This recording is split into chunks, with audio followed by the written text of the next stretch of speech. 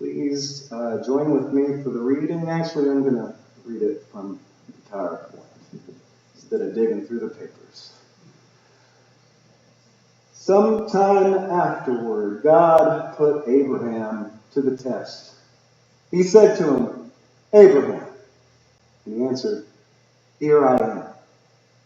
And he said, "Take your son, your favored son, Isaac, whom you love, and go to the land of Moriah. Offer him there as a burnt offering on one of the heights that I will point out to you." So early the next morning, Abraham saddled his donkey and took with him 2 of his servants and his son Isaac. He split the wood for the burnt offering, and he set out for the place of which God had told him. On the 3rd day, Abraham looked up, and he saw the place from afar.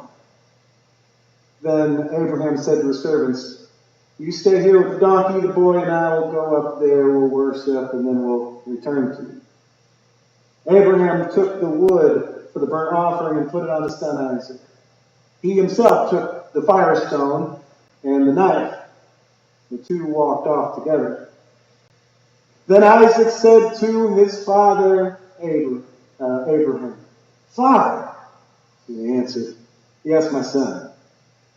He said, "Here's the firestone and the wood, but where's the sheep for the burnt offering?" Abraham said, "God will see to the sheep for his burnt offering, my son." And the 2 of them walked on together. They arrived at the place of which God had told him.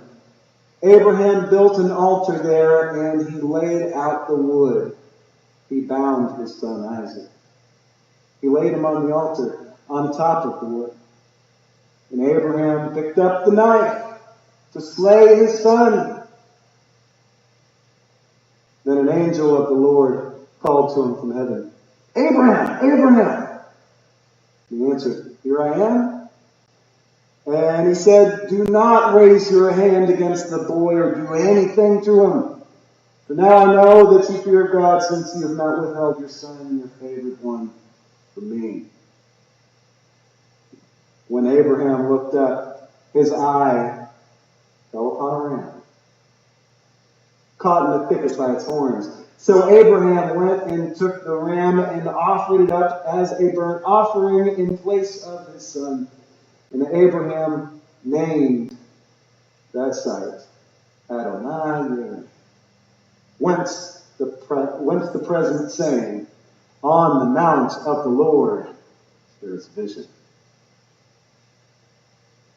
And the grass withers, the flower fades, but the word of the Lord lives forever. And this is the word of the Lord. All thanks be to God.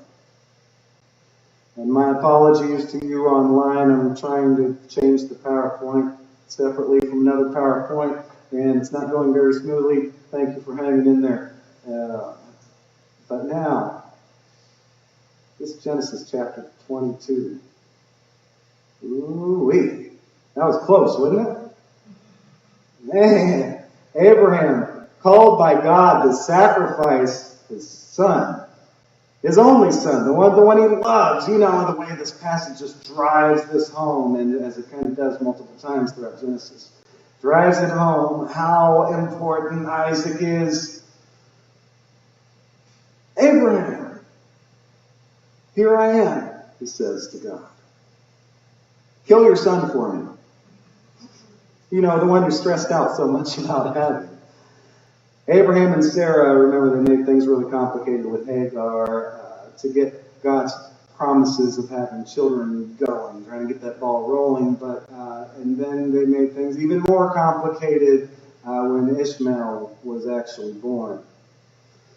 When Isaac was then born afterwards, Abraham and Sarah's only child together in their old age, Isaac, he was such a big deal that Abraham had to send his son Ishmael away. Where Isaac isn't really Abraham's only son. His only son was Sarah, but Abraham's son is also Ishmael. But Isaac was such a big deal, and worked with Sarah, with God, and Ishmael and Hagar had to get sent away. And now, after all that, God says, yeah, that son, sacrifice him for me. The one that's really, really important to you. The one you gave up Ishmael for. What? How about no? Abraham, he's famous for hearing God's voice and doing what God says to do, right? Just like in this passage, God tells him to do. So, early in the morning, just how Abraham rose early in the morning to send Hagar and Ishmael away. Abraham rises early in the morning, first thing in the morning, to take Isaac to Isaac's deathbed, as God has commanded. First thing in the morning, Abraham's on his way. No doubting, no second guessing, certainly no arguing. Despite Abraham being known, like, for negotiating and arguing and debating, if you read some of these other passages, God tells him something that sounds crazy, and Abraham's like, what? How is this possible? I don't even have children. My descendants are going to be, how am I supposed to believe this? And God gives him a sign to convince him. And so this is very normal for Abraham, this negotiating, this debating, this arguing. But not here. Not this time. No doubting, no second guessing, nothing.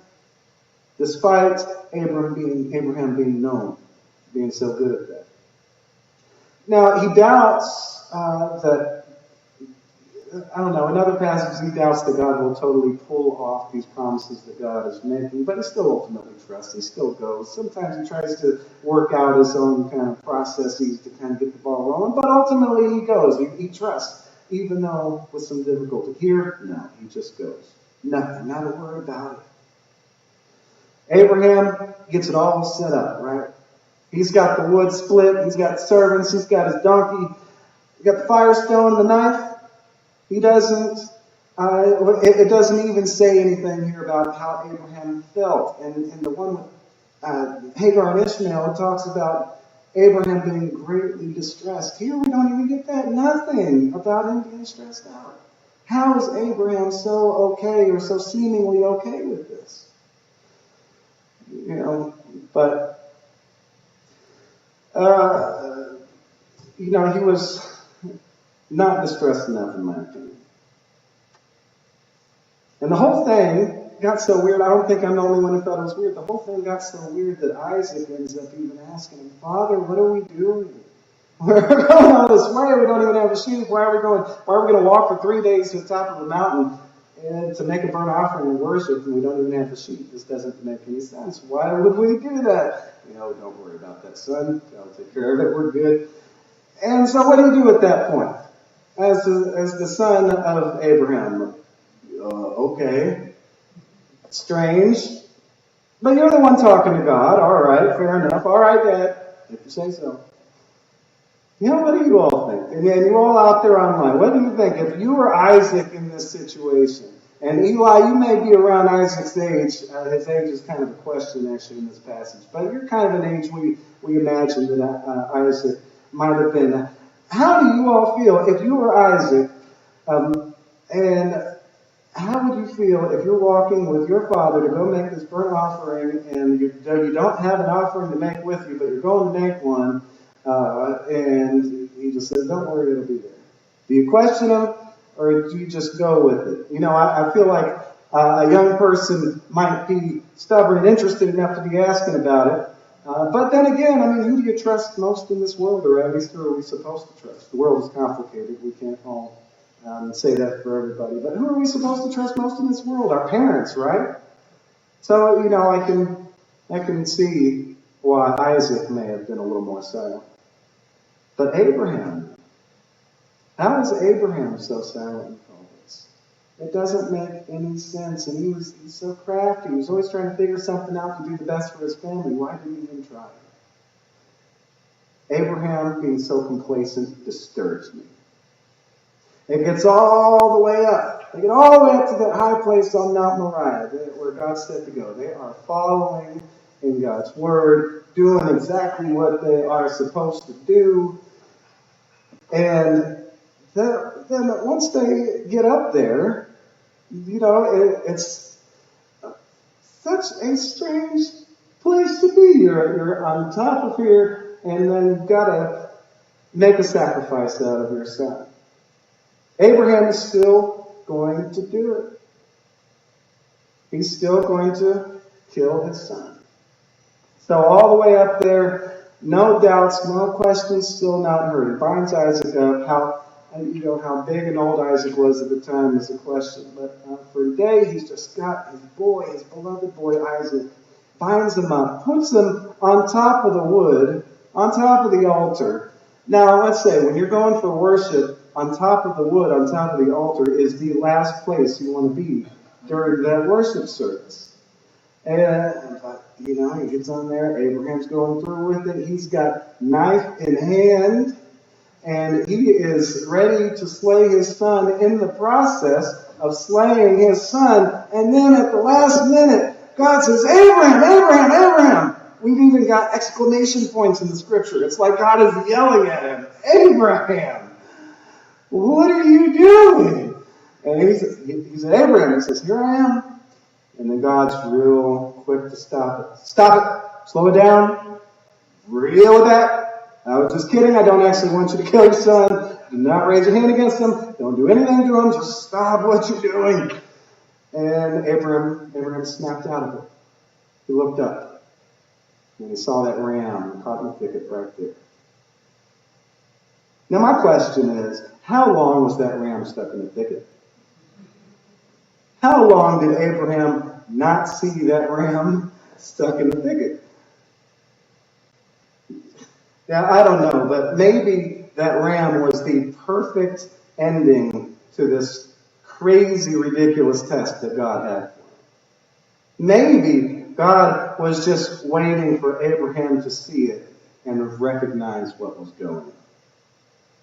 Now, I'm sorry if that sounds bad, but I think this test is absolutely ridiculous. It does solidify Abraham's faith, and that's the last time that God works with Abraham, and then we move on to the next person in the story. But still, it's an absolutely ridiculous thing. Think of God asking you to sacrifice your children, your child. God has not, this far in the Bible, been okay with murder in the slightest bit. We established that in chapter 4 with Cain and Abel. God is not okay with murder in the slightest bit. God does not do child sacrifice as some other religions, cult things did during the time. Your own child on top of that? And Isaac, this child, was such a big deal on top of that? The whole thing is completely ridiculous. It's completely out of God's character. It's like some kind of divine joke. Now, sure, this is early in the Bible, but Abraham's been walking with God for years up to this point. He knows God. And Abraham gets up there after putting all that work to climb to this high place for days with the donkey, serving supplies, and his own boy who he cherishes so much to follow through with this ridiculous plan that God had. Like he was supposed to. Abraham's faithful. But there's some gaps in the story that leave us wondering. Just as they finally get to that exact spot after all that work and after all that time, they get to the exact spot. And there just so happens to be a ram caught in the thicket for them. How random, how crazy is that? How ridiculous is that they go forward all this way and they find in the exact spot where they're going to worship a ram caught waiting for them to use as offering in worship. It's like, imagine yourself in that position. You get up there and it's like, oh, okay, God, that was a good one. You really got me this time. Now I see what you did. I see the ram. I see what we're supposed to be doing out here. Now, God never tells him actually to raise his knife against Isaac. So I wonder if maybe Abraham wasn't supposed to see that. Wasn't supposed to already have his eyes open. But he didn't. It said he looked up and then his eyes fell upon the ram. So I think it was there. He just wasn't looking. Maybe Abraham's eyes should have been in the first place. Maybe he would have gotten the butt of the joke. But, at any rate, that's kind of what I'm seeing here. I think Abraham going through with it all the way up to being ready to swing down his arm, this knife on his own boy, I think he could have been stopped just by what he had seen before leading up to that. Abraham himself told Isaac, God will take care of the animal for the sacrifice, and Isaac just had to take it in. Abram, when he said that, was telling a tall tale. But it's funny because he was absolutely right that God did end up providing that, just as Abraham said that God was going to do, not believing that God was going to do that. Anybody who doesn't think that God has a sense of humor, just talk to Linda. She'll tell you all about it. God's got a great sense of humor. We plan, God laughs all the time. Now, there is a thing in this text that we should notice. And it's at the very end of the text. After Abraham replaced Isaac with the ram on the pile of wood, he offered it up, they worshipped. Abraham named that place, on the Mount of the Lord. On the Mount of the Lord there is vision. In the NRSV it actually says, on the Mount of the Lord it will be provided. So which is it? Is it there is vision, or it will be provided? Those are very different words. I'm not going to pretend that I can answer that and which one is the better translation. The pros can't decide which is the better translation, and they have different opinions, so I'm not going to try. But just going by the story itself, I would use both words, because both words is exactly what God actually did. God provided for Abraham. Yes, God provided the ram. God provided the ram in the first place. But that wasn't the thing that God provided at that moment of trial, at that extremely important moment. At that crucial moment, God provided vision of the ram. So that God provided the ram, but at that moment to stop Abraham from killing Isaac and wiping out the whole plan that had been worked on and set up to that point, was God providing vision for Abraham to actually see what was in front of him. So that's why I would use both words there. God is this great provider. God provided what was needed. And the biggest thing that was needed in that moment was vision. Sometimes we need to pause and look around us. So let me tell you about Sister Anita and Brother Shady. They lead Disciples Fellowship Ministries in Pakistan. Now, some of you have been on Facebook and saw that yesterday. If you haven't, please go check it out. We'll talk more and show more pictures on there. But it's not a disciples organization, even though it says disciples in the name. We just share that because we're disciples of Jesus together. It's part of the Evangelical Covenant Church in the UK. Brother Shahid actually went to school, to Bible school in the UK with them, and then he went back to Pakistan as a missionary. So he and Anita got married some years ago. They have a few children, and they serve as missionaries. And Sister Anita got in touch with me some years back on Facebook and just engaged in conversation, asked for prayers, shared what they were doing, and I didn't take it seriously enough. And while we were talking just the other day, this past week, Sister Anita asked me to come spend time with them in their congregation, asked me to preach for them yesterday morning, which was yesterday evening for them. They welcomed me with big, beautiful smiles, singing, clapping.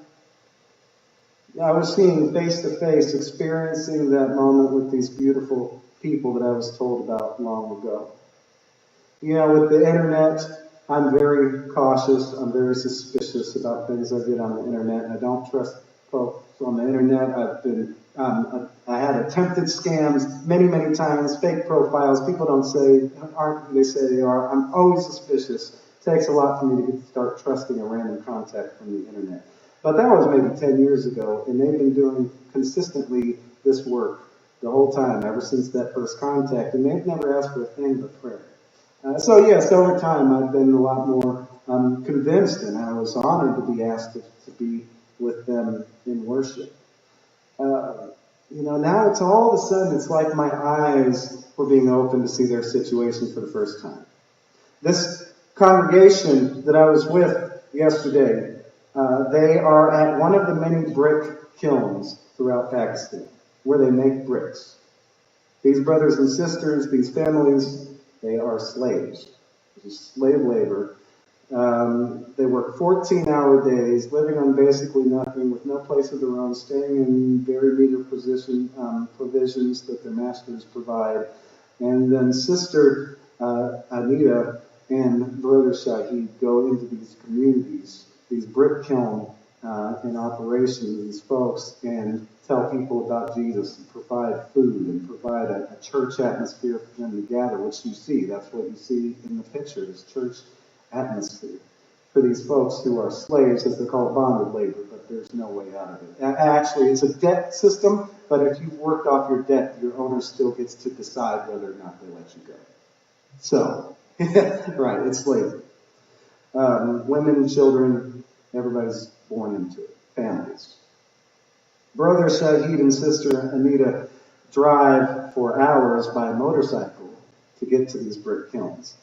There are about 25,000 of these brick kilns around Pakistan, and about 40 to 50 families work as slaves at each one of them.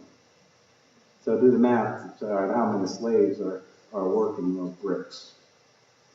After worship yesterday, they had just a few minutes before having to take off on the motorcycle and try to get back before dark, because of course it gets more dangerous after dark. They go into these areas, they give food, a place to be happy, a place to worship, a place to be with God, a place to learn about Jesus. Becoming Christian there is a little bit more like becoming Christian in the old days. All right, in the days that we hear about Paul talking about. Being Christian there was tough because it singles you out as somebody to get even worse treatment than you're already getting. It makes you a target. Nevertheless, these brothers and sisters are being helped, and they're coming to the Lord.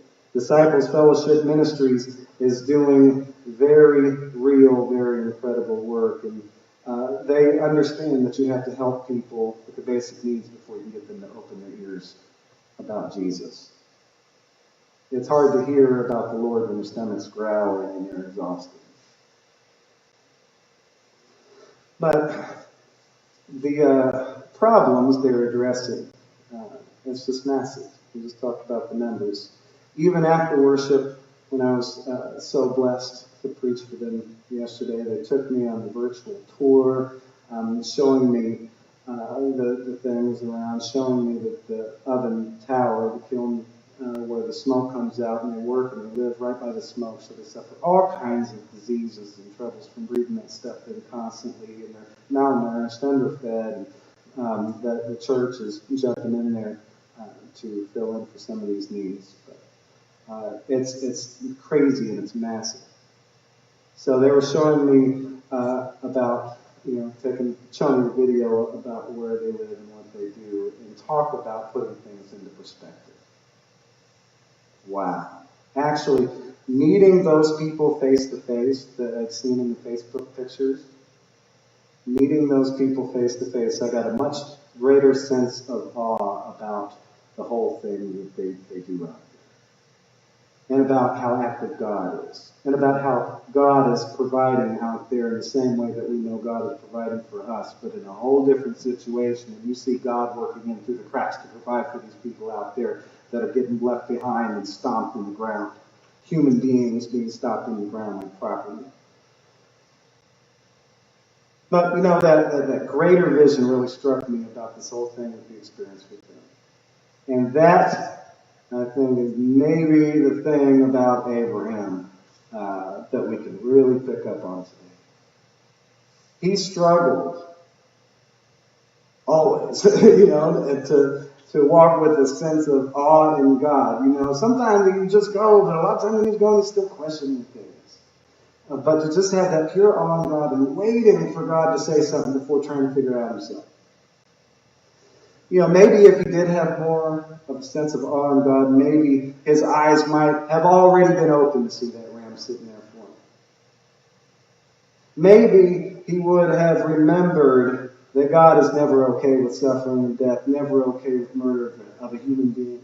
Maybe he would have gotten a divine joke about, go sacrifice the son. It's such a big deal. And then you go up there and find this ram that's just waiting on him. So I don't know, but I don't always see what God is trying to show me either. So I think maybe I really am a child of Abraham, right? Because I can recognize that. Sometimes I don't see everything that God is doing that might be really, really important for me to see in that moment. And hopefully, like Abraham, I hope once I do see, I pray I'll do the right thing about it. May our eyes be open to the Lord to see how God is providing for us and for our brothers and sisters throughout the world. May we fully be aware of the value of human life, committed fully to supporting and protecting human life.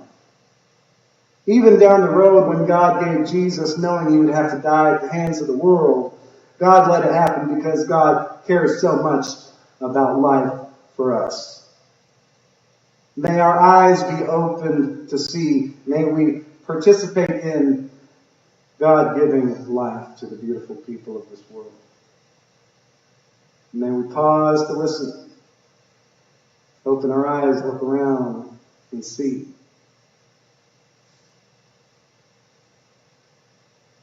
As God gives life to these beautiful people, and looking and listening for what the great provider would have us do too.